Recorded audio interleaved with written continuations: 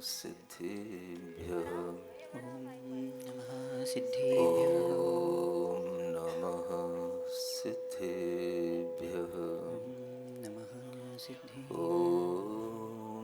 नमः सिद्धिभ्यः। नमः सिद्धिभ्यः। मंगलं भगवान् वीरो मंगलं गौतमो गणी मंगलं कुन्दकुन्दार्यो जैनधर्मोऽस्तु मंगलम्। सर्वमङ्गलमाङ्गल्यं सर्वकल्याणकारकं प्रधानं सर्वधर्माणां जैनं जयतु शासनं जैनं जयतु शासनम्। देवादिदेव आदिम तीर्थंकर श्री ऋषभनाथ भगवान की जय। वर्तमान शासन नायक अंतिम तीर्थंकर श्री वर्धमान महावीर भगवान की, श्री रामचंद्र सिद्ध प्रभु भगवान की जय। परम पूज्य आचार्य गुरुवर श्री विद्यासागर जी महाराज की, परम पूज्य मुनीषी प्रणम्य सागर जी चंद्र सागर जी महाराज की। 24 जिन राज को प्रणमु बारंबार, रामचरित वर्णन करूं तुच्छ बुद्धि अनुसार। सरस्वती माँ शारदे तुमको सुमरूं आज, वीर प्रभु रखना मेरी लाज सभा में आज। यह भगवान श्री राम का निर्मल चरित्र आप लोगों के समक्ष प्रस्तुत किया जा रहा है। जिस कथा को हम पढ़ रहे हैं, आप लोग सुन रहे हैं, वह कथा जैन तीर्थंकरों के द्वारा बताई हुई, जैन आचार्यों के द्वारा बताई हुई गाथाओं के अनुसार आपको सुनाई जा रही है। यद्यपि भगवान श्री राम के विषय में रामायण के रूप में अनेक तरह की कथाएं प्रचलित हैं, देश में हैं, विदेश में हैं, लेकिन मुख्य रूप से अगर आप भारतीय इतिहास की ओर दृष्टिपात करेंगे तो आपको ज्ञात होगा कि इस धरती पर हमेशा से दो धाराएं चली हैं। एक वैदिक परंपरा कहलाती है और एक श्रमण परंपरा कहलाती है। वैदिक परंपरा जो वेदों को प्रमुख रूप से मानती है, और श्रमण परंपरा जो श्रमणों को, दिगंबर रूप को और जैन तीर्थंकरों को, जिनेंद्र भगवान को विशेष रूप से मानती है। ये दोनों ही परंपराएं इतिहास के पन्नों पर अंकित हैं और इन दोनों ही परंपराओं का इतिहास अनादि है, सनातन है। जिस तरह से हम वाल्मीकि रामायण के माध्यम से वैदिक परंपरा के अनुसार भगवान श्री राम का चरित्र सुनते हैं, सबने सुना है, आपने भी सुना होगा, हमने भी सुना है, पढ़ा भी होगा और टीवी सीरियलों के माध्यम से देखा भी होगा। ठीक इसी तरह से एक और परंपरा जो हमेशा समानांतर रूप में चलती आई है, जो श्रमण परंपरा कहलाती है, जैन परंपरा कहलाती है। यह परंपरा 24 तीर्थंकरों को भगवान के रूप में स्वीकार करती है और इससे पहले भी अनेक अनेक भगवान हो चुके हैं, यह भी स्वीकार करती है। इस श्रमण परंपरा का, जैन परंपरा का उल्लेख उनके तीर्थंकरों के उल्लेख से ज्ञात होता है कि सभी वेदों में, पुराणों में भगवान ऋषभ देव जो प्रथम तीर्थंकर हुए उनका उल्लेख मिलता है। विष्णु पुराण में भगवान ऋषभ देव, उनके पुत्र भरत, माँ मरुदेवी का वर्णन वैसा ही मिलता है जैसा जैन आगम के अंदर मिलता है। इससे स्पष्ट होता है कि जैन परंपरा अपने आप में एक सनातन परंपरा रही है, और इस सनातन परंपरा को जिस तरह से हम वैदिक परंपरा को सनातन परंपरा कहते हैं, उसी के पैरेलल ये परंपरा हमेशा से चली है। कितनी ही पुरानी सभ्यताएं हों, चाहे वो हड़प्पा की सभ्यताएं हों, मोहनजोदड़ो की सभ्यताएं हों, सिंधु घाटी की सभ्यताएं हों, इतिहास में हर सभ्यता में जिस तरह से वैदिक संस्कृति के अनेक शिलालेख, उल्लेख उत्खनन में प्राप्त होते हैं, इसी तरह से जैन मूर्तियां, जैन अवयव, जैन मुद्राएं, अनेक शिलालेख प्राचीनता के रूप में इन सब संस्कृतियों में, सभ्यताओं में उपलब्ध होते हैं। इसलिए हर उदार मना व्यक्ति को इस भारतीय संस्कृति का अगर समूचा अध्ययन करना है तो उसे वैदिक परंपरा के साथ साथ श्रमण परंपरा का भी बहुत अच्छे ढंग से अध्ययन करना आवश्यक है। यह परंपरा अन्य संप्रदायों की तरह अर्वाचीन तात्कालिक नहीं है, जैसे बौद्ध हैं, सिख हैं, अन्य अन्य इत्यादि हैं। इनका एक उद्भव काल हमारे सामने है, और ये सब ईसा के कुछ पहले या कुछ बाद के हैं। लेकिन भगवान ऋषभ देव जो प्रथम तीर्थंकर माने जाते हैं, उन तीर्थंकरों के बाद में 23 तीर्थंकर और हुए, 24 तीर्थंकरों की ये जो परंपरा है, यह परंपरा इस श्रमण धर्म को या जैन धर्म को बहुत प्राचीन सिद्ध करती है। और जब इसी परंपरा के अनुसार हम इन महापुरुषों का वर्णन सुनते हैं तो हमें ज्ञात होता है कि भगवान ऋषभ देव तो पहले तीर्थंकर थे, उनके बहुत समय बाद दूसरे तीर्थंकर हुए, उनके बहुत समय बाद तीसरे तीर्थंकर हुए, और वो बहुत समय असंख्यात वर्षों का काल तक बीतता है। उसके बाद में जब यह 20वें तीर्थंकर मुनिसुब्रत नाथ भगवान हुए, उन मुनिसुब्रत नाथ भगवान के तीर्थ का जब काल चल रहा होता है तो उस काल में ये राजा दशरथ और उनके ये पुत्र श्री राम, लक्ष्मण आदि का ये जो चरित्र चित्रण हमारे सामने आता है, ये कथानक सामने आता है, ये उस समय का है।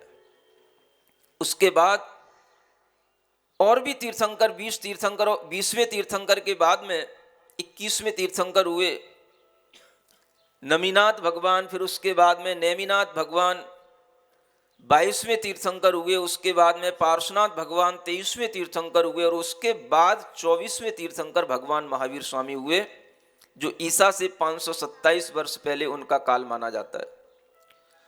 और इसके बाद में जो ये परंपरा चल रही है, जो हमारे सामने है, इस पूरी परंपरा को यदि हम ध्यान में रखें तो हमें ज्ञात होता है कि इन तीर्थंकरों का काल बहुत असंख्यात वर्षों पुराना काल है। और इस प्राचीनता को अगर हम ध्यान में रखते हैं तो भगवान मुनिसुब्रत नाथ के तीर्थ में हुए ये श्री राम, श्री हनुमान इत्यादि, इन सब का चरित्र चित्रण हमारे पुराणों में मिलता है। और उदारमना व्यक्ति को हमेशा अपना हृदय इतना खुला रखना चाहिए, अपना मन मस्तिष्क इतना खुला रखना चाहिए कि ज्ञान की बातें हमें सबसे ग्रहण करने का भाव आना चाहिए। हमारे मन में आग्रह नहीं होना चाहिए। अनाग्रह पूर्वक अगर हम सम्यक ज्ञान की बातें सुनेंगे तो हमारा मन जरूर पवित्र होगा। भगवान की कथा वही है।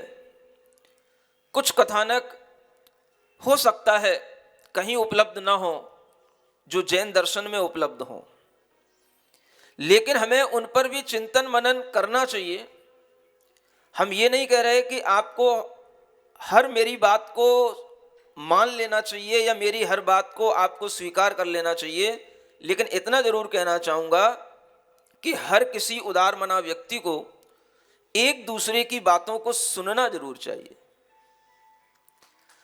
अगर हम सुनने की भावना रखेंगे तो हम कभी समझ पाएंगे, विचार कर पाएंगे कि आखिर इन तथ्यों से हमारे भगवान की छवि में कोई अंतर नहीं पड़ता। मानो कि जैसे कल आपसे कहा था, राजा दशरथ की 4 रानियां थीं। हमने सुना है कि राजा दशरथ की 3 रानियां थीं, लेकिन कल आपको बताया गया राजा दशरथ की 4 रानियां थीं। हमें इन तथ्यों से क्या फर्क पड़ता है? आखिर 4 पुत्र तो हमारे सामने हैं ही हैं। श्री राम हैं, लक्ष्मण हैं, भरत हैं, शत्रुघ्न हैं, और उनका जीवन चरित्र हमारे सामने वैसा ही आ रहा है। कथाएं कैसे आगे बढ़ रही हैं, हमें एक नए दृष्टिकोण से अपने भगवान के प्रति अगर हमारी श्रद्धा रहती है, हमारा विश्वास रहता है, तो उनके अनेक अनेक पहलुओं को जानने की हमारे अंदर जिज्ञासा अवश्य होनी चाहिए। और इसी जिज्ञासा की पूर्ति के लिए ये जैन रामायण आपके सामने आ रही है। जब कल उस कथानक में आपसे कहा कि वह मिथिलापुरी के राजा जनक अपनी पुत्री सीता का विवाह श्री राम से करने का अपना मन बना लिए थे, लेकिन चंद्रगति का पुत्र जो भामंडल, वह उस स्त्री का, उस पुत्री का चित्र देख करके जब मोहित हो गया, तो अपने पुत्र को बेहाल देख करके उस चंद्रगति राजा ने राजा जनक को अपने यहां बुला लिया। कैसे बुलाया वो कल आपको बताया था, ध्यान है कि भूल गए? उन्होंने एक विद्याधर को भेजा, उसने घोड़े का रूप बनाया, बहुत सुंदर घोड़ा, सफेद रंग का घोड़ा, अनेक तरह की कलाओं को दिखाने वाला घोड़ा। और उस घोड़े को देख करके राजा जनक का मन उस पर सवारी करने को हुआ, और जैसे ही वो सवारी करके उस पर बैठे, उस घोड़े ने उड़ करके तुरंत उन्हें विजयार्ध पर्वत पर पहुंचा दिया। उन विजयार्ध पर्वत पर जब वो विद्याधरों के यहाँ पहुंच गए, वहां पर भी जिनालय बने होते हैं, उन जिनालयों में उन्होंने दर्शन किए। तब तक वो राजा चंद्रगति आ जाते हैं और वो आपस में बैठ करके बात करते हैं, और वह राजा चंद्रगति कहते हैं कि मैं अपने पुत्र का विवाह आपकी पुत्री से करना चाहता हूं। तो जब राजा जनक ने कहा कि नहीं, मैंने उस पुत्री का विवाह करने का मन तो श्री राम के साथ बना लिया है, ये संबंध नहीं हो सकता है, तो चूंकि वह विद्याधर अपने आप को बहुत बड़ा मानते हैं, तो वह विद्याधर कहने लगा कि आपको हमारा अपमान करना अच्छी बात नहीं। आप समझ नहीं पा रहे कि हम क्या लोग हैं, हम क्या चीज हैं, हम कितने बड़े लोग हैं। हम आकाश में उड़ने वाले, विद्याओं को धारण करने वाले, महाशक्तियों को धारण करने वाले, अनेक तरह की विक्रियाओं को करने वाले, हम बड़े समर्थ लोग होते हैं। और हमने अगर अपने पुत्र की खातिर आपको यहाँ बुलाया है, तो आपको ये बहुमान होना चाहिए था, कि आपको ये लगना चाहिए था कि हमें इतना बड़ा संबंध करने को मिल रहा है, आपको इसकी स्वीकारता देनी चाहिए थी, लेकिन आपने ऐसा नहीं करा। ये जब चंद्रगति ने जनक से कहा और जनक ने चंद्रगति की बात को नहीं माना, तो फिर थोड़ा सा गुस्सा चंद्रगति को भी आया, और थोड़ा गुस्सा फिर बाद में जनक को भी आया। जब चंद्रगति को गुस्सा आया तो वो कहता है, शिशोर विस्फले प्रीति निस्वस्य वदरादिषु ध्वांचस्य पादपे शुष्के स्वभावे खलु दुस्त्यज। वो कहता है, चंद्रगति, आपका यह इंकार करना ऐसा ही लगता है कि जैसे किसी बच्चे की विष फल में प्रीति हो जाए। बच्चा जानकार नहीं होता है, उसके सामने विष फल अगर अच्छा दिख रहा है, लाल रंग का दिख रहा है, तो वह उसे खाने लग जाता है। चंद्रगति कहता है कि आपकी यह प्रीति उन भूमि गोचरी उन लोगों में जो हो रही है, वो ऐसी प्रतीत होती है जैसे किसी निर्धन व्यक्ति के लिए बेर खाने में प्रतीति अच्छी लगती है, बेर खाने में उसकी प्रीति होती है। फल तो बहुत सारे होते हैं, लेकिन छोटे छोटे बेर खा करके ही निर्धन व्यक्ति अपने आप को बड़ा मानता है। ऐसे ही आप जो है उन भूमि गोचरी तुच्छ लोगों के साथ में संबंध रखने को तैयार हुए और हमने आपको बुलाया है, आप हमारे इस संबंध को स्वीकार नहीं कर रहे हो। आपकी यह प्रीति ऐसी लग रही है जैसे कौवा होता है, उसकी सूखे वृक्ष की प्रति प्रीति होती है। ध्वांचस्य पाद पे शुष्क, सूखा वृक्ष होता है, उसे उस पर बैठ करके ही अच्छा लगता है, लेकिन सूखे वृक्ष का कोई महत्व नहीं होता है, कौवा उसी पर बैठता है। स्वभाव है खलु दुस्तजय, ऐसा लग रहा है कि आपका स्वभाव भी इन्हीं लोगों की तरह है जो आप अपने स्वभाव में बदलाव नहीं चाह रहे, आप हमसे अपना संबंध बनाना नहीं चाह रहे। जब चंद्रगति ने जनक से ये कहा और श्री राम के प्रति उस चंद्रगति विद्याधर का जब एटीट्यूड देखा, तो उस समय पर राजा जनक को भी थोड़ा सा गुस्सा आ गया, क्योंकि उन्होंने उन श्री राम की सामर्थ्य पहले देख रखी थी। जब वो आपत्ति में पड़े थे तब उन्हीं श्री राम और लक्ष्मण ने उनको आकर के बचाया था। बहुत बड़े मिलेच्छों के सरदारों से और मिलेच्छों के समूह से उनको उबारा था, तो वो उनकी शक्ति को जानते थे और उनके मन में विश्वास था कि नहीं, श्री राम से बढ़कर के कोई भी यहाँ पर पुण्यवान, कुलवान, रूपवान, योद्धा, शूरवीर नहीं है। और ऐसा विचार उनके मन के अंदर चलता है और उसी विचार के कारण से वह राजा जनक चंद्रगति से कुछ कहते हैं, और वो क्या कहते हैं आपके सामने आगे काव्य के माध्यम से आ रहा है। मर्यादा पुरुष, मर्यादा पुरुष श्री राम है सिद्ध प्रभु बलराम। मर्यादा पुरुष श्री राम है सिद्ध प्रभु बलराम। जो भी ले इनका नाम बिगड़े बनते सब काम। जो भी ले इनका नाम बिगड़े बनते सब काम। बात यह सुन जनक क्रोध में भर गए, ते जो कहने नहीं वह बचन कह गए। पक्षी उड़ते बहुत से हैं आकाश में, फर्क क्या उनमें तुम में बताओ जरा। तीर्थंकर व बलभद्र चक्रेश तक है इसी भू पे आकर जन्म धारते। हो पूजते जिनको आकर के अमरेश भी, हम न झूठी प्रशंसा करा चाहते। व्यर्थ श्री राम के गुण हम ना गा सके, यह संबंध ऐसा न छुड़वा सके। जनक राव के सुन वचन होए राव गंभीर, शर्त रखी है एक कठिन धार हृदय में धीर। क्या कह गए धार हृदय में धीर। राजा जनक उन चंद्रगति विद्याधर से क्या क्या कह गए? जो वचन उन्हें नहीं कहने थे वो भी कह गए। ऐसा क्यों कहा? ऐसा इसलिए कहा कि जो बड़े धीर वीर राजा होते हैं वो तुरंत क्रोधित नहीं होते हैं, कभी भी दुर्वचन नहीं बोलते हैं, किसी का अपमान नहीं करते हैं। लेकिन जब कोई उनके स्वाभिमान को ठेस पहुंचाता है और जिनको वो अपना आदर्श मानते हैं और जिनके लिए अपना विश्वास रखते हैं, उनके लिए अगर कोई बुरा कहता है तो फिर क्षत्रिय राजा किसी भी तरह से उसको सहन नहीं कर सकते। अब क्षत्रिय सभी हैं, वह चंद्रगति विद्याधर भी कम नहीं है, राजा जनक भी क्षत्रिय हैं, श्री राम तो क्षत्रिय हैं ही हैं। लेकिन ये सभी महापुरुष एक दूसरे के प्रति सम्मान भी रखते हैं, लेकिन अपने आदर्शों के प्रति अगर कोई बुरा कहता है तो फिर इनका स्वाभिमान जब छिड़कता है, इनके स्वाभिमान को जब कहीं आघात पहुंचता है तो फिर ये भी पीछे नहीं रहते हैं। राजा जनक ने कहा, अगर तुम्हें इसी बात पर बहुत गर्व है कि तुम आकाश में उड़ते हो, तो आकाश में तो पक्षी भी उड़ते हैं। हमें ये बताओ कि उन पक्षियों में और तुम में क्या फर्क है? देखो, धीर वीर सूर को अगर छेड़ोगे तो फिर वो छोड़ेगा नहीं।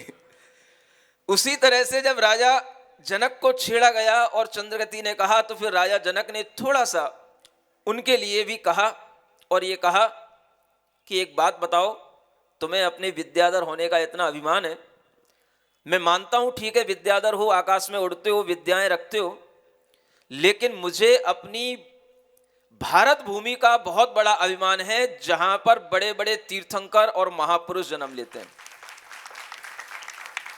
बताओ आज तक किसी विद्याधर श्रेणी में कोई तीर्थंकरों ने जन्म लिया हो, कोई महापुरुषों ने जन्म लिया हो, कोई चक्रवर्तियों ने जन्म लिया हो, बताओ। और जब ये बात उनसे कही गई तब उन राजा जनक ने कहा, देखो मैं कभी भी झूठी प्रशंसा नहीं करता, मैं कभी भी किसी के लिए अंधविश्वास के साथ भी नहीं चलता। मैं आपसे कह रहा हूं श्री राम बहुत बड़े योद्धा हैं, गुणवान हैं, आप उनके प्रति किसी भी तरह का दुर्भाव न रखें। मैंने जिस तरह से उनके बारे में सोचा है, मेरी बेटी सीता का विवाह श्री राम से होगा, आप उस संबंध को छुड़वा नहीं सकते, इसके लिए आपको जो करना हो आप कर लेना। जब चंद्रगति ने ये सुन लिया तो फिर थोड़ा सा चंद्रगति के मन में भी विचार आया कि बात को बिगाड़ना नहीं है, बात को बनाना है, और बात को बनाने के लिए भी कई तरीके हो सकते हैं। और अगर हमारे लिए लग रहा है कि कोई भी संबंध नहीं बन रहा है तो एकदम से छत्री राजा का हार स्वीकार कर लेना भी उसे गंवारा नहीं होता। वो सीधे सीधे हार भी स्वीकार नहीं कर सकता, इसलिए उसने एक शर्त रखी। उसने कहा राजा जनक से, मैं आपकी बात मानता हूं और मैं आपके अनुसार ही इस बात को स्वीकार कर लूंगा कि वास्तव में वो श्री राम इतने शूरवीर हैं, लेकिन उसके लिए एक परीक्षा लेनी होगी, और उस परीक्षा में अगर वो उत्तीर्ण हो जाते हैं तो ठीक है, और इस परीक्षा में उनके शौर्य की, उनके शूरवीर पने की, उनके पुण्य की परीक्षा की जाएगी।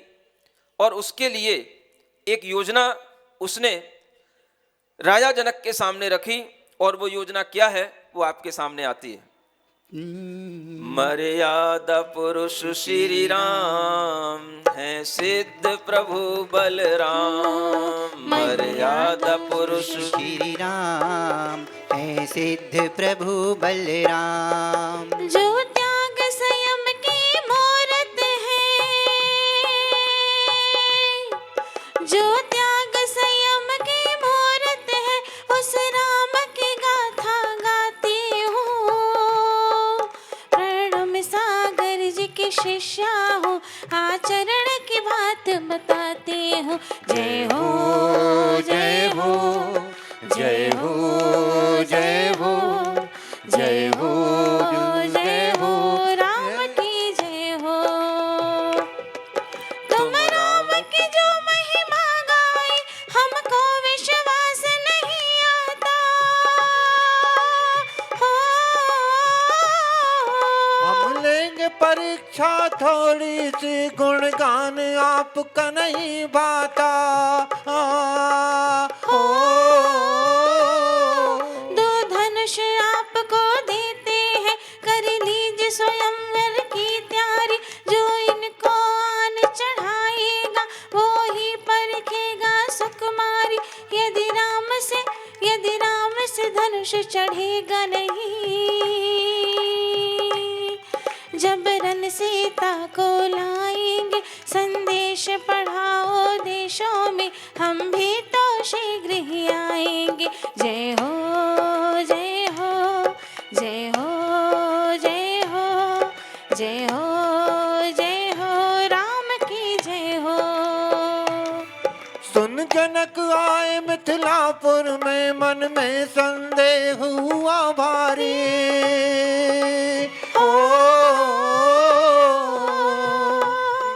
श्री राम धनुष को चढ़ा सके, बस यही चिंता थी सारी। वह धनुष नहीं विकराल काल, अग्नि और सर्प फुंकारते हैं। हे देव सहज सेवा करते, कोई पास तलक नहीं आते हैं, कोई पास तलक तक नहीं आते हैं।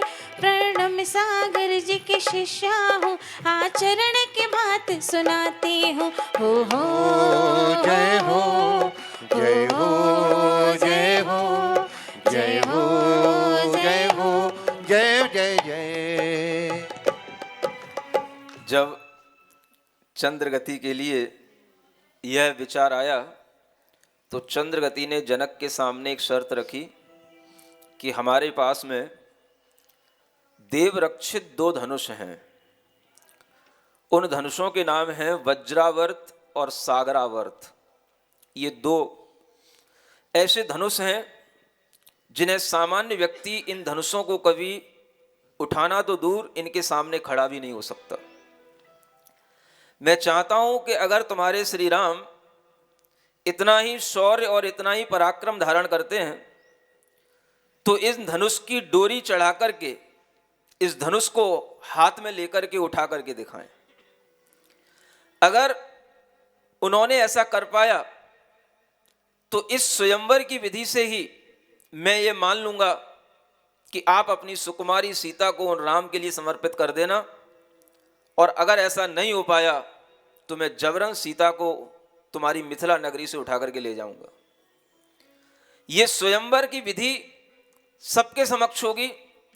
आसपास के अनेक और राजा हैं, उन सबको बुलाओ और उन सब राजाओं के माध्यम से यह पराक्रम की एक परीक्षा ली जाए। जो इस धनुष को चढ़ा देगा, डोरी चढ़ा देना एक बहुत बड़ी चीज होती है, जो इस धनुष की डोरी को चढ़ा देगा, डोरी सहित कर देगा, उसी के लिए यह स्वयंवर की विधि के माध्यम से सीता उसकी होगी। इस तरह का विचार जब चंद्रगति ने मिथिलापुर के राजा जनक के समक्ष रखा तो जनक ने उसकी स्वीकारता भरी और उन्होंने कहा मुझे बात स्वीकार है। और इस बात की तैयारी करने के लिए उन्हें 20 दिन का समय दिया गया और 20 दिन के बाद में वह राजा जनक अपने ही नगर में, अपने ही राज्य में तमाम आसपास के राजाओं को खबर देकर के सबको बुलाते हैं और एक बहुत बड़ा स्वयंवर का महोत्सव होता है। उसमें वह चंद्रगति भी आता है और आसपास के अनेक विद्याधर भूमि गोचरी राजा भी आते हैं और उस धनुष, वे जो दोनों प्रकार के धनुष हैं, उन धनुषों को वहां पर रखा जाता है और उन धनुषों को देख करके, जैसे कि यहाँ लिखा है, वह धनुष नहीं है विकराल काल हैं, अग्नि सर्प फुंकारते हैं। जिनके मुंह से अग्नि निकलती है, जिनके पास से सर्प फुंकार करते हैं, देव रक्षित हजारों देवों से सहित वह धनुष थे और उनके पास में पहुंचते हुए भी अनेक राजाओं की क्या दशा होती है। आगे ये कहानी कैसे आगे बढ़ती है। जब जनकपुरी में वह मिथिला नगरी के वह राजा खुद अपनी पत्नी वैदेही को ये बताते हैं कि मैंने इस तरह की शर्त रख ली है, तो थोड़ी देर के लिए उनकी रानी, उनकी पत्नी के लिए भी बहुत खेद होता है। ये क्या आपने कर लिया? एक तो मेरा बेटा पहले ही जन्म के समय पे ही हरण कर लिया गया था, अगर कहीं ये पुत्री भी मेरे हाथ से निकल गई तो मैं फिर अपने भाग्य को हमेशा रोती ही रहूंगी क्या? ऐसा विचार करके जब वह राजा जनक के सामने रोती है तो उस समय पर राजा जनक उसे कहते हैं, संभालते हैं, देखो प्रिय, रोने से कुछ नहीं होता, कर्म के जैसे फल होंगे हमें उसी तरह से कर्मों के फल के अनुसार नाचना पड़ता है। इन कर्मों के माध्यम से ही सारा लोक, सारा संसार नाच रहा है और वह कर्म ही सबसे बड़ा नृत्याचार्य है जो सबको नचाता है। हम लोग तो उसके केवल एक पैदे हैं जो उसके कारण से नाच रहे हैं। अगर हमारे भाग्य में पुत्री का सुख होगा, हमारे भाग्य में हमारा सम्मान होगा तो हमें मिलेगा, और अगर हमारे कर्मों के फल से कुछ ऐसा ही कुछ घटित होना होगा तो वो भी हम सामने देखेंगे। हमें अपने कर्मों पर विश्वास करना चाहिए और जो अब हमने उस चंद्रगति राजा से अपना एक विश्वास प्रकट किया है, हमें वो काम तो करना ही है। और ऐसे करके ये संदेश पूरी जनकपुरी में पहुंचता है। देखिए, जनकपुरी में हो रहे जनक राज का कठिन प्रण जग में शूर जो हो, प्रत्यंचा को चढ़ाएगा सो सीतापति हो।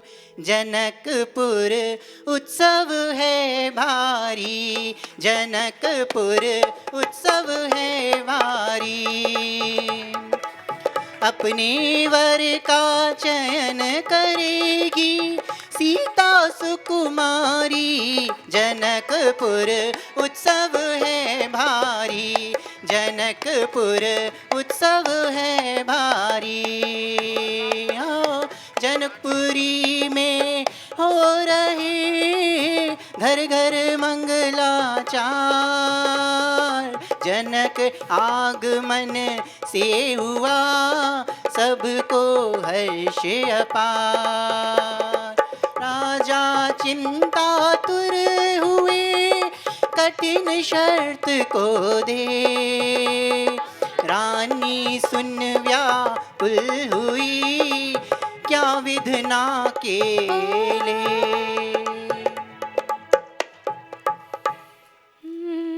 राम कहानी सुनो रे, राम कहानी, राम कहानी सुनो रे, राम कहानी। कहत सुनत आए, कहत सुनत आए अखियों में पानी। राम कहानी सुनो रे, राम कहानी, राम कहानी सुनो रे, राम कहानी। श्री राम जय राम जय जय राम, श्री राम जय राम जय जय राम। तालियां बजाते हुए चलेंगे। श्री राम जय राम जय जय राम, श्री राम जय राम जय जय राम।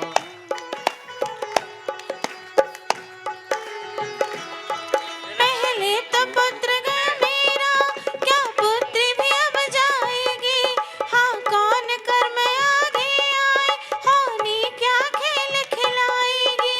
राजा ने स्वयंवर की ठानी, खबरें सब देश विदेश गई। मंडप बनवाया बहुत बड़ा, जिसमें सब प्रजा समाए गई। रघुवंशी और चंद्रवंशी, हरिवंशी भी सब आए हैं। राजा ने कर सन्मान सभी का, आदर से बैठाए गए। सतगिने महल पर सीता थी, सखियों के मध्य विराज रही। एक दासी सब राजाओं के गुण रूप वंश बतलाए रही। इन धनुषों पर इस मंडप में जो पहली डोर चढ़ाएगा। हे राजकुमारी आज वही तुमसे बरमाल डलाएगा। हो कहत सुनत आए अखियों में पानी। राम कहानी सुनो रे, राम कहानी, राम कहानी सुनो रे, राम कहानी। श्री राम जय राम जय जय राम, श्री राम जय राम जय जय राम। ओ श्री राम जय राम जय जय राम, श्री राम जय राम जय जय राम। सारी तैयारियां हो चुकी और स्वयंवर मंडप के लिए बहुत बड़ा एक मंडप बनाया गया और उसमें सब देश विदेशों के राजा बुलाए गए। उसमें सभी राजा थे। इक्ष्वाकु वंश के अंदर अनेक वंश और चले, जो रघुवंश कहलाए, चंद्र वंश कहलाए, सोम वंश कहलाए, हरिवंश कहलाए, नाथ वंश कहलाए। इन सब वंशों के राजा वहाँ पर अपने अपने सिंहासनों पर विराजमान हुए। जिन्हें अपने पुत्र का विवाह करना था वो अपने पुत्रों को साथ लेकर के आए, अपने राजकुमारों को साथ लेकर के आए। और सती उस सीता की रक्षा करने के लिए, चूंकि पहले से जनक को पता था कि अगर कहीं कुछ गड़बड़ हुआ तो सीता की रक्षा करना पहले जरूरी है, उस सीता को महल के ऊपर केवल देखने के लिए वहां पर उसको बिठाया गया और उस सीता के आसपास 700 कन्याओं को उसके साथ में रखा गया। 700 कन्याओं से घिरी हुई वह सीता जहां बैठी हुई थी, वहां आसपास बड़े बड़े योद्धा, बड़े बड़े सामंत उसकी रक्षा करने के लिए नियुक्त किए गए थे।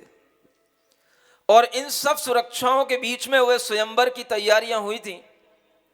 और उस स्वयंवर में वह धनुष, जो दो बड़े बड़े धनुष थे, वज्रावर्त और सागरावर्त, वो उनके सामने रखे गए।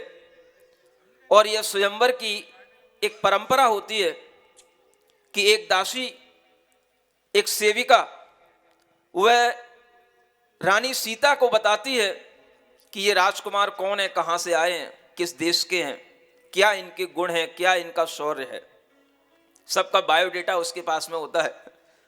और वह एक एक करके सबसे उनका परिचय कराती है। और वह परिचय होता जाता है। सभी राजकुमार उस धनुष के पास तक आते हैं और सब अपने अपने शौर्य को दिखाने के लिए, देखने के लिए भी तैयार रहते हैं। और उसके साथ साथ जब इस तरह से यह कार्यक्रम चल रहा होता है तो आप देखें कि वहाँ पर और क्या क्या होने लगता है। खड़े हुए राजा जनक बोले वचन गंभीर, जो चाहे आगे बढ़े धनुष चढ़ाए वीर। राजा जनक ने ऐलान किया, इतने राजा यहाँ पर आए हैं, सभी अपने अपने सामर्थ्य की परीक्षा करें और जिसको आगे आना है वो आगे आएं और एक एक करके सब धनुष चढ़ाने की अपनी सामर्थ्य को दिखाएं। और जब इस तरह से वह बात सामने आती है तो देखिए क्या होता है। धनुष चढ़ाने वीर जो आते, हार मान कर जाते, महाप्रलय धारी धनुषों को छूने तक नहीं पाते। हो प्राण गए तो क्या शादी, क्या सुंदर राजकुमारी, कोई कहे शील पालेंगे सदा रहे ब्रह्मचारी।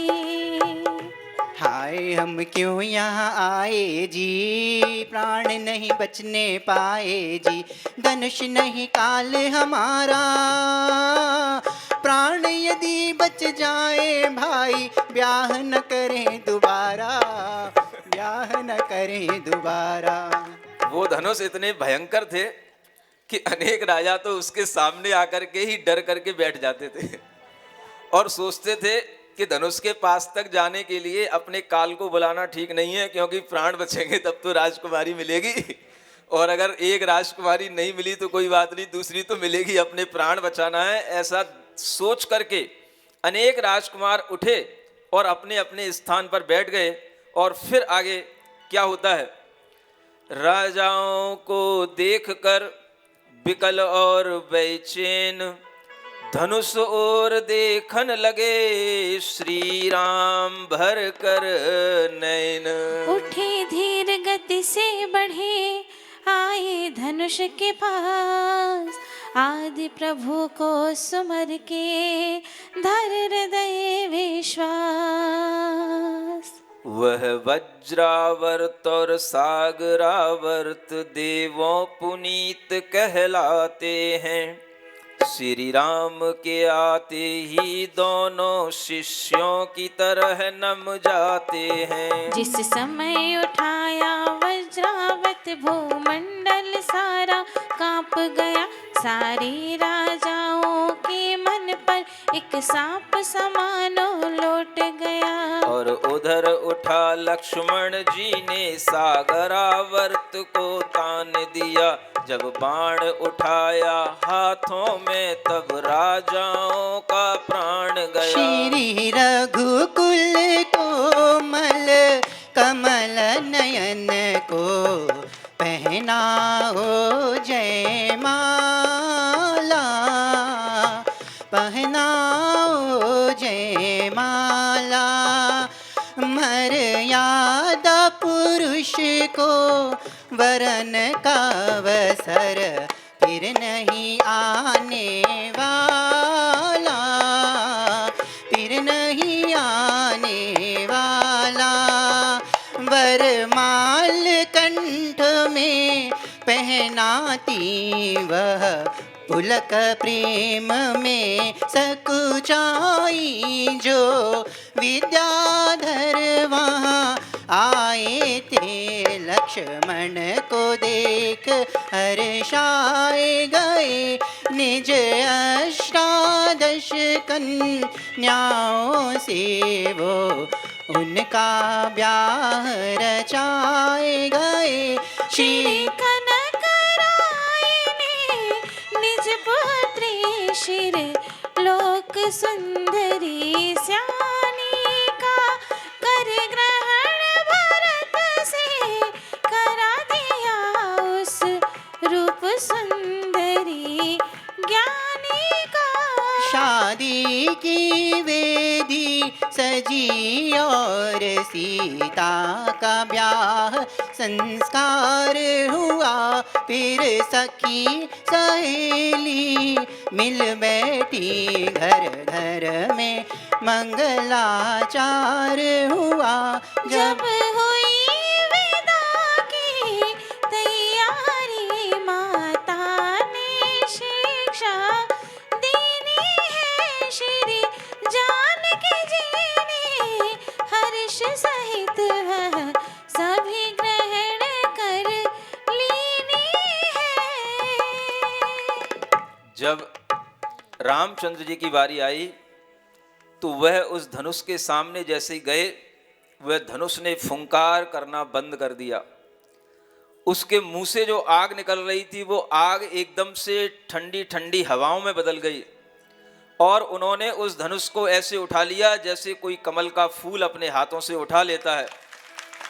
और उस डोरी को उस प्रत्यंचा पर चढ़ा करके उन्होंने जब हाथ में लेकर के उस पर बाण रख करके उसे तानने की कोशिश की तो अनेक तरह के गंधर्व और किन्नर देव आकर के उनकी प्रशंसा करने लग गए और उस समय पर जय जयकारों से सारा सभा मंडप गूंजने लग गया।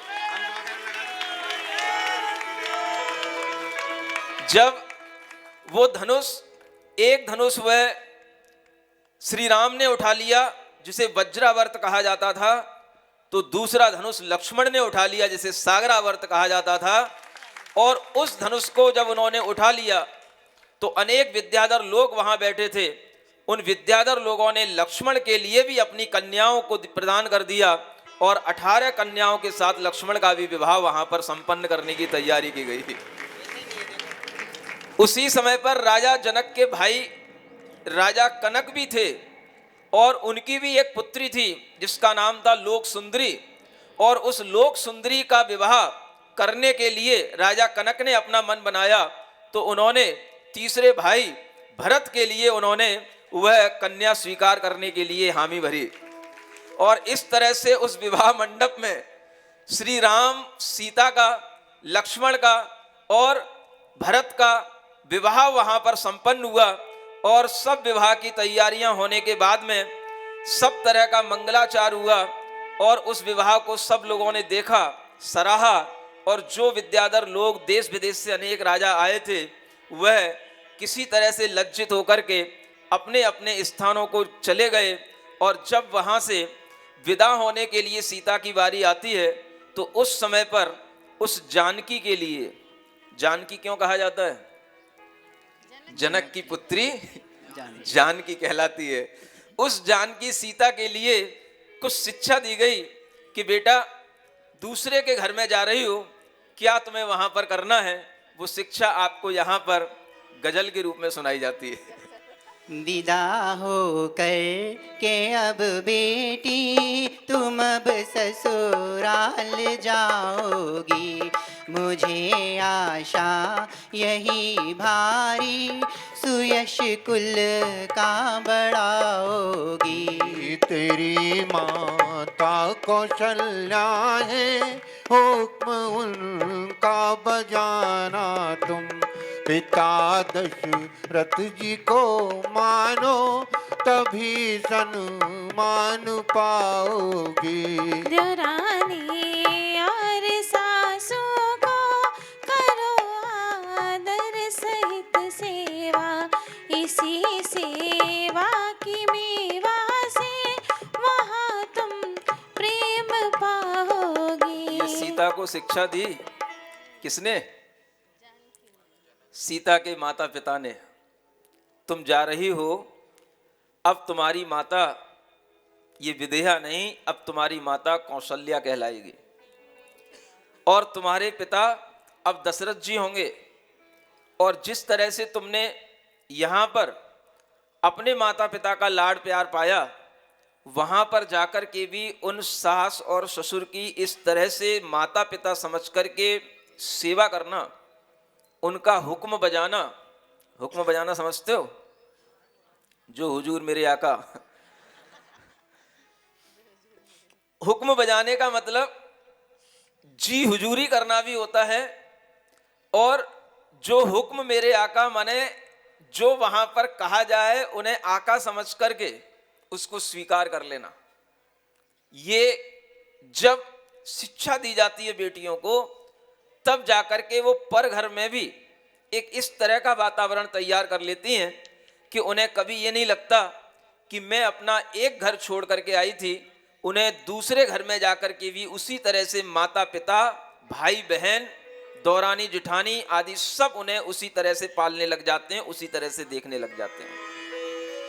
इस तरह की ये भारतीय परंपराओं में बेटियों को शिक्षा दी जाती थी जब बेटियां एक घर से दूसरे घर में विवाह करके जाती थी, और इस शिक्षा का वो पालन करती थी।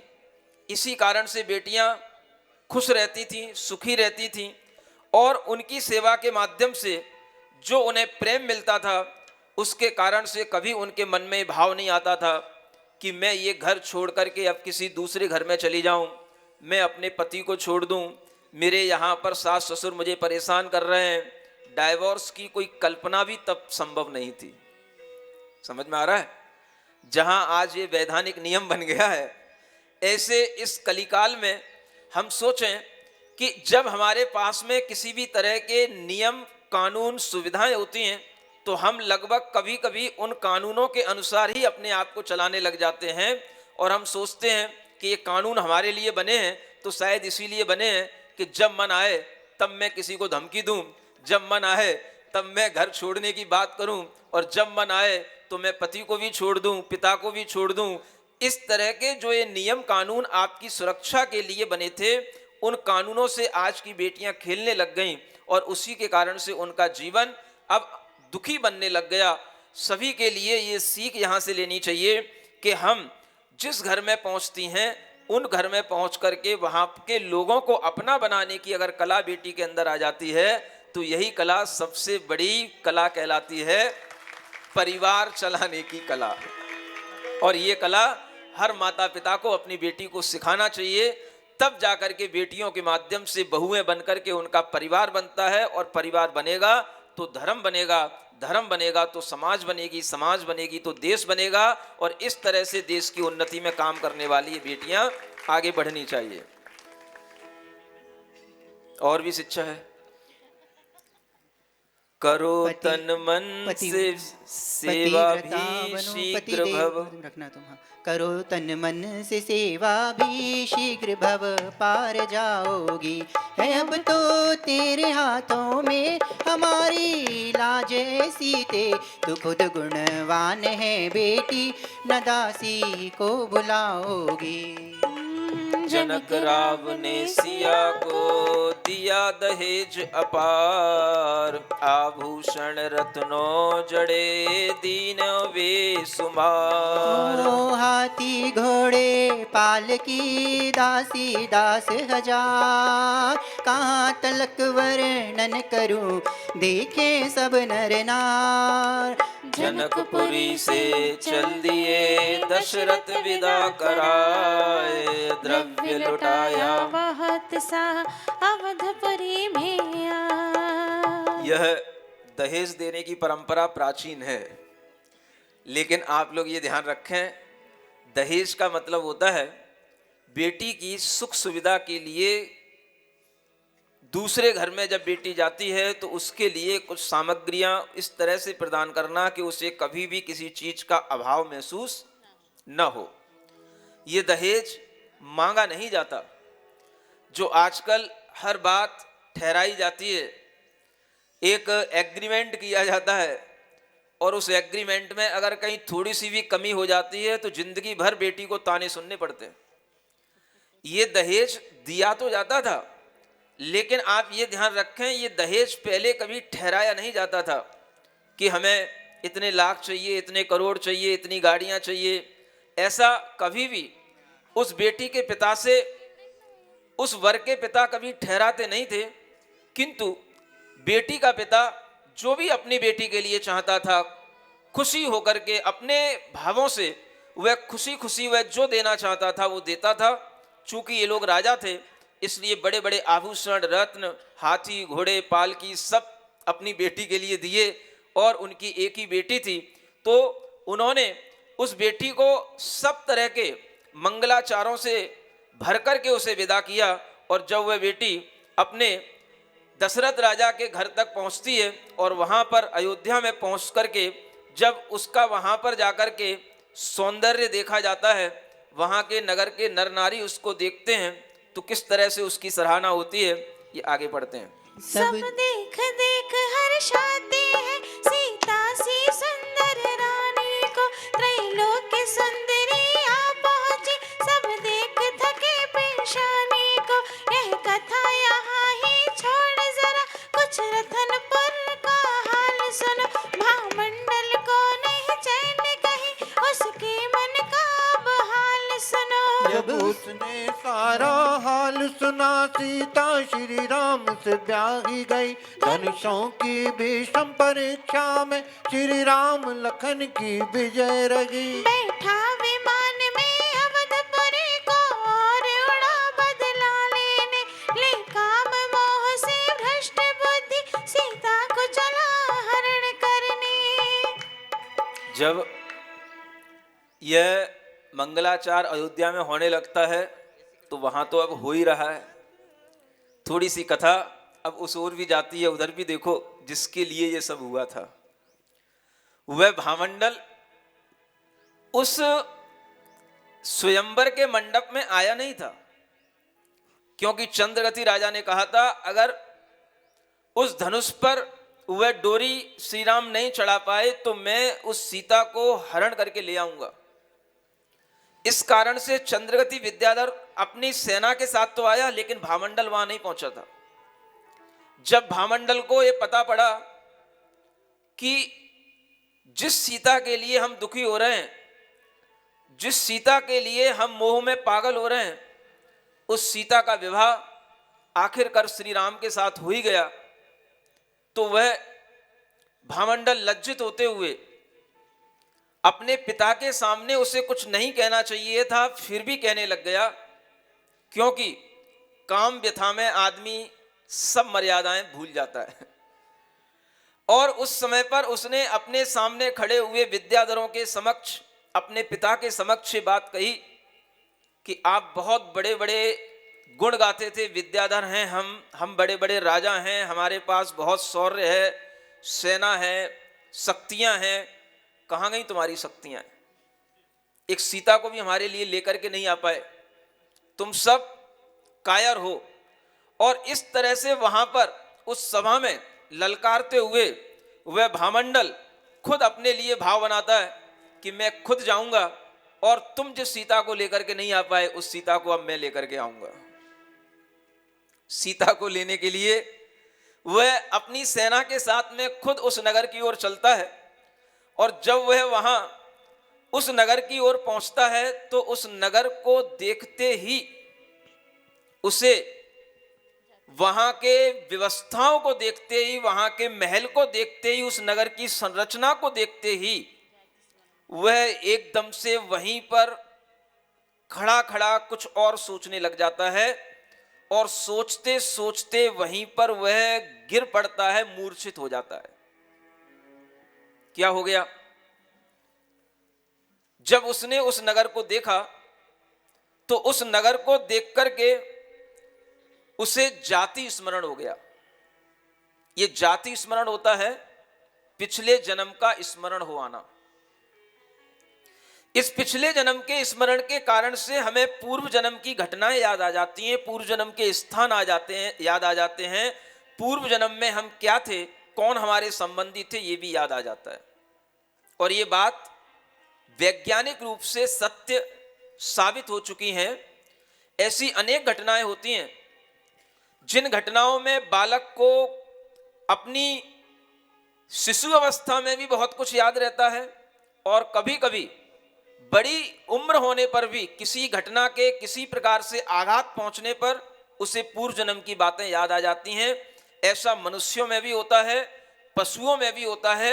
इसके अनेक उदाहरण वैज्ञानिकों ने सिद्ध कर रखे हैं कि पूर्व जन्म होता है और पूर्व जन्म का स्मरण भी अगले जन्म वाले जीव के लिए बना रहता है। ये आपको हमेशा ध्यान रखना है।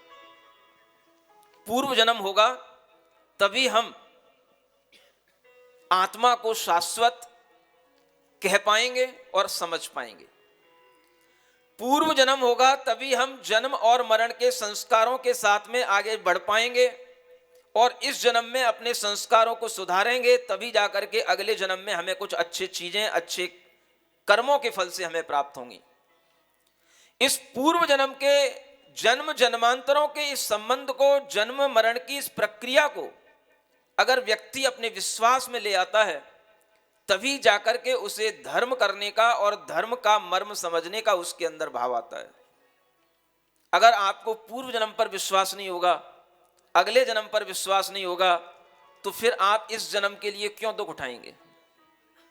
इस जन्म के लिए जो आपको मिला है, जैसे भी मिला है वैसे आपको सुख भोगने का भाव आएगा। लेकिन जब समझदार व्यक्तियों के लिए बात आती है कि नहीं, इस जन्म से पहले भी हम अनेक जन्म जिए हैं, अनेक जन्मों के संस्कार हमारी आत्मा पर पड़े हैं और उन्हीं जन्मों के संस्कार के कारण से हमारे इस जन्म में अपने आप किन्हीं लोगों से हमारा मोह होता है, किन्हीं से प्रेम होता है, किसी से द्वेष होता है। अनेक तरह के हमारे सामने अनुकूल और प्रतिकूल लोग जो सामने आकर के खड़े होते हैं, जन्म जन्मांतरों के संबंधों के कारण से होता है। उस भामंडल को, उस नगर का चित्रण देखते ही उसे जाति स्मरण हो आया कि इस नगर में तो मैं पिछले जन्म में यहां पर राजा था। उसे याद आ गया कि मेरे साथ क्या हुआ था और वो सारी घटना उसके स्मरण में आ गई और स्मरण आते ही उसके अंदर वह मूर्छा इसलिए आ गई कि वो एकदम से बेहोश इसलिए हो गया कि वह सारे पिछले जन्म की बात याद करके उसे अपने ऊपर बहुत लज्जा आई और वह अपने आप में बहुत दुखी हुआ और उस दुख के कारण से उसको मूर्छा आई। और जब उसको मूर्छा आई तो फिर उसके बाद में उसका उपचार हुआ। लोग उसको उठा करके फिर उसी विजयार्थ पर्वत पर लेकर के अपनी स्थान पर लेकर के आए और जब उसके लिए उपचार करने के बाद में उसे बिठाया गया, उससे पूछा गया कि तुम्हें क्या हो गया, तब उसने अपनी बात अपने पिता के सामने रखी। वो बात क्या थी? उसने कहा, पिछले जन्म में मैं यहीं के इसी देश के, जो ये मिथिलापुरी देश कहलाता है, इसी देश के एक विदग्ध नगर का मैं कुंडल मंडित नाम का राजा था। और मैं राजा होते हुए भी आताताई के रूप में था। मैंने एक बार एक ब्राह्मण सेठ की स्त्री का हरण कर लिया और उस स्त्री का हरण करके मैं उसे अपने पास रखने लग गया। लेकिन इस देश के राजा ने मुझे पकड़ लिया और मेरे इस अन्याय की मुझे सजा दी और उस सजा के कारण से मुझे देश निकाला हुआ और मैं अकेला भटकते भटकते, घूमते घूमते उस जगह पहुंच गया जहां पर अनेक यति, अनेक मुनि धर्म आराधना कर रहे थे। उन मुनियों के आश्रम में पहुंच गया और उन मुनियों के पास पहुंच करके मैंने वहां बैठ करके उनसे कुछ ज्ञान की बात सीखी और जब उन्होंने मुझे धर्म की बात सुनाई तो मुझे धर्म पर विश्वास हो गया, मुझे अरिहंत भगवान पर विश्वास हो गया। और उस समय पर मुझसे कहा गया कि तुम्हें अपने जीवन को आगे अगर अच्छा बनाना है, उन्नत बनाना है, तो सदाचार के साथ रहना सीखो। और सदाचार की शिक्षा हमें वहां मुनियों के आश्रम में मिली और उस समय पर हमसे अनेक तरह के व्रत संयम को लेने के लिए उन मुनियों ने हमें शिक्षा दी, लेकिन हम अपनी सामर्थ्य ज़्यादा नहीं समझते हुए उस समय पर हमने केवल एक व्रत लिया, और वो व्रत था कि मैं जीवन में कभी भी मांसाहार नहीं करूंगा। मैंने मांस का त्याग किया। जिन धर्म पर विश्वास करके मैंने उन मुनियों के समक्ष केवल एक मांस का त्याग किया, और उसके त्याग के कारण से, उसी पुण्य के कारण से मेरा जब मरण हुआ तो मर करके मैं ऐसे श्रेष्ठ मनुष्य के रूप में, एक श्रेष्ठ राजा के रूप में वह रानी वैदेही के गर्भ में जन्म लिया। और जिस स्त्री के कारण से मैंने उसको अपहरण किया था, उस स्त्री का भी संयोग से उसी समय पर मरण हुआ, और वह स्त्री भी उसी समय पर वह सीता के जीव के रूप में उस गर्भ में उत्पन्न हुई। और जिस सेठ के, उस ब्राह्मणी का मैंने हरण किया था, उस सेठानी का हरण किया था, वह सेठ भी बाद में भटकता भटकता अनेक तरह से परेशान होता होता वह किसी तरह से वह भी कुछ साधु बन गया, और साधु बनने के बाद में उसने भी तपस्या की, वो देव बन गया। और जब दोनों का जन्म हुआ तो उस देव ने उस पूर्व जन्म के वैर के कारण से मेरा अपहरण कर लिया, और मुझे ला करके यहाँ इस श्रेणी में, विजयार्थ की श्रेणी में, यह राजा के यहाँ पर मेरा पालन हुआ। और ये बात जब उसने उसको बताई तब सबको समझ में आया कि जिस भामंडल के लिए ये विवाह होने के लिए वह राजा चंद्रगति आतुर हो रहा था, वह भामंडल उस सीता का भाई है। वह उसका भाई होने के कारण से उसके लिए इतनी मूर्छा आ गई कि मैंने अपने जीवन में कितना बड़ा अनर्थ सोच लिया, और मैंने अपने जीवन में कितना बुरा सोच लिया।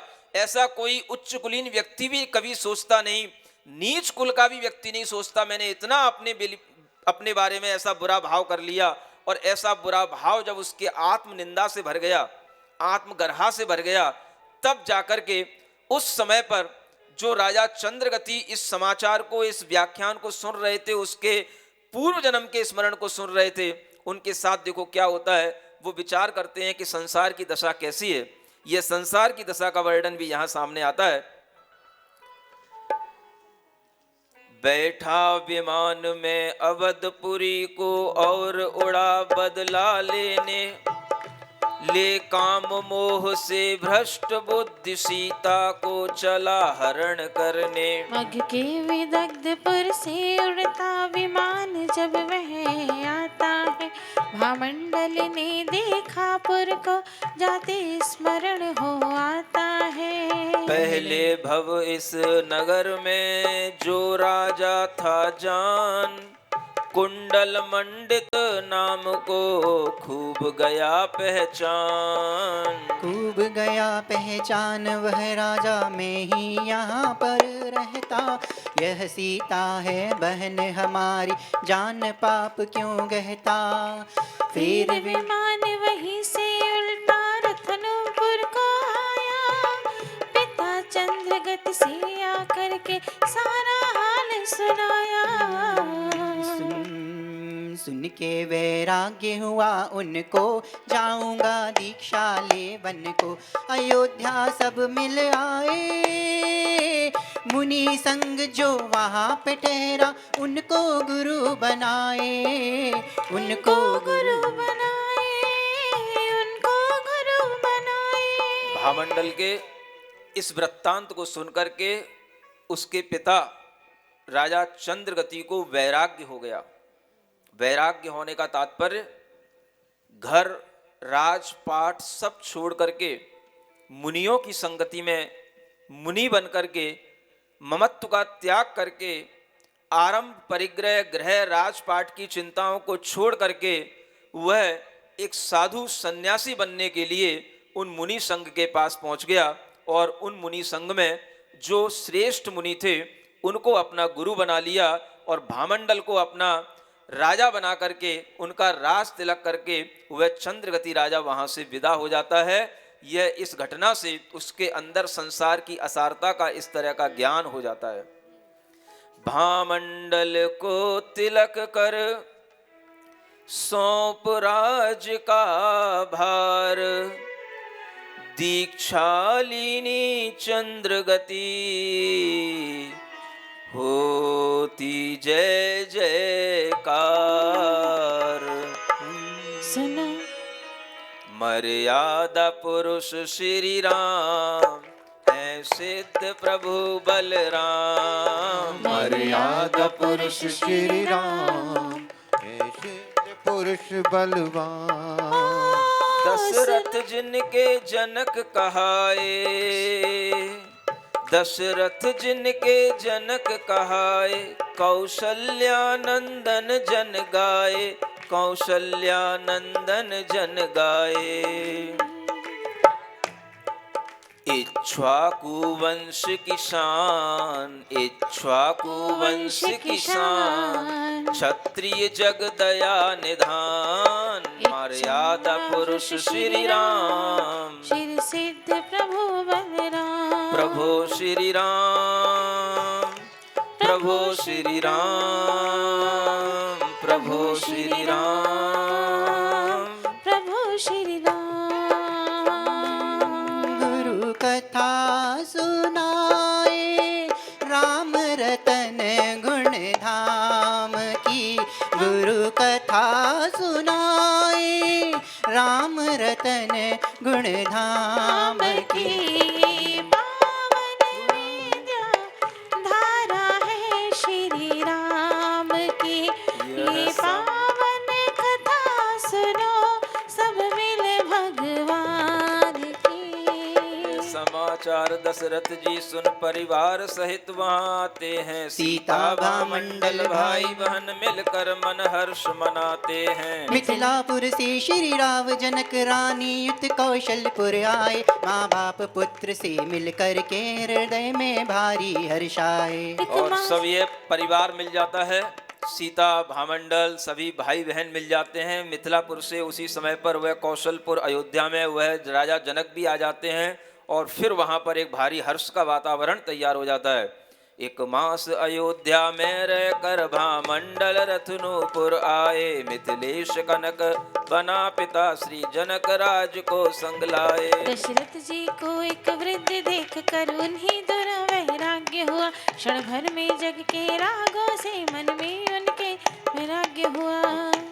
अब यह कथा जब आगे बढ़ती है तो एक नया मोड़ लेती है। रानी सीता, श्री राम ये अपने महल में बहुत प्रेम के साथ अपने भाइयों के साथ अपने माता पिता की सेवा करते हुए रह रहे हैं। किसी भी तरह से सीता के लिए कोई कष्ट नहीं है। और वह दशरथ, वह रानी कौशल्या, अनेक और माएँ सभी आपस में बड़े प्रेम भाव के साथ में पूरे राजमहल में रह रहे हैं और सबके लिए आनंद है। लेकिन व्यक्ति धीरे धीरे जैसे जैसे प्रबुद्ध होता है उसके अंदर कहीं ना कहीं आत्म कल्याण करने की जागृति बनती है। और यह जागृति हमेशा भारतीय संस्कृति में पूर्व पुरुषों में देखते हुए आई है कि हर किसी ने अपने जीवन के अंत में आत्म कल्याण करने की ठानी है। कालिदास जैसे महापुरुषों ने भी यह लिखा है कि जीवन के अंत में हमें वानप्रस्थ आश्रम का और संन्यास आश्रम का सहारा लेना चाहिए। और इसी प्रकार की भारतीय संस्कृति में यह प्रथा चली आई है कि हमेशा बड़े बड़े राजा, बड़े बड़े महापुरुष भी जीवन के अंत में आत्म कल्याण करने के लिए अपना गृह त्यागते हैं और अपनी आत्मा की आराधना करने के लिए अपना मन बनाते हैं। इस परंपरा को अनेक राजाओं ने निर्वाह किया है और देखेंगे कि आखिर आगे अब यह कहानी कहाँ मोड़ लेगी।